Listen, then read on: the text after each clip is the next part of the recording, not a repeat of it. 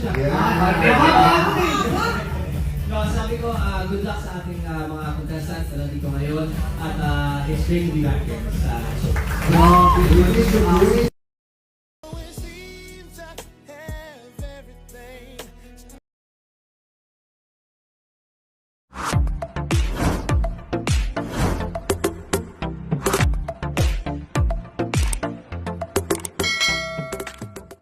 Aktor at singer na si Billy Crawford mainit na winelcome at sinalubong ng mga madlang people sa noontime show na It's Showtime.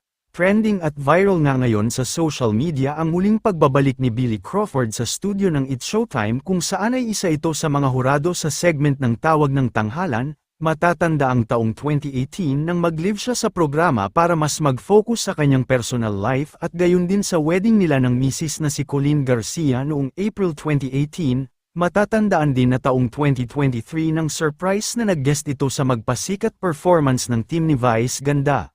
Kaya naman marami ang natuwa sa kanyang pagbabalik ngayong taon sa studio pero this time ay bilang hurado na ng Tawag ng Tanghalan. Samantala, trending at umani din ng napakaraming heart reactions ang video na ibinahagi ni Vong Navarro sa kanyang TikTok account kung saan ay mapapanood na magkasama silang sumayaw ni Billy Crawford ng isang sikat na TikTok trend. Marami nga ang talagang natuwa at tila napabalik tanaw nang muli silang makitang magkasamang sumayaw dahil matatandaan na sila na ang partner noon pa man sa It's Showtime. Narito panuorin natin ang buong video. Unahin ko yung panganay kong chikiting asawa ko si Colleen High. Love, hello, how are you? Hope you're okay there sa dalawa nating anak. Namiss nating lahat ang nagbabalik hurado. Bata pa lang si Chang Ami, napapanood na natin siya. International R&B superstar, Billy Crawford!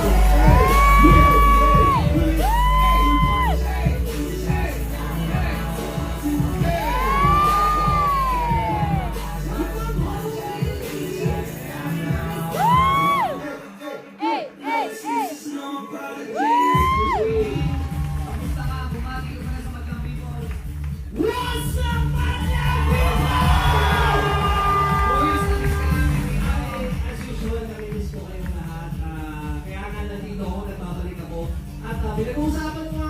Sabi ko, ingat ka kasi umuulan sa labas. Yun lang.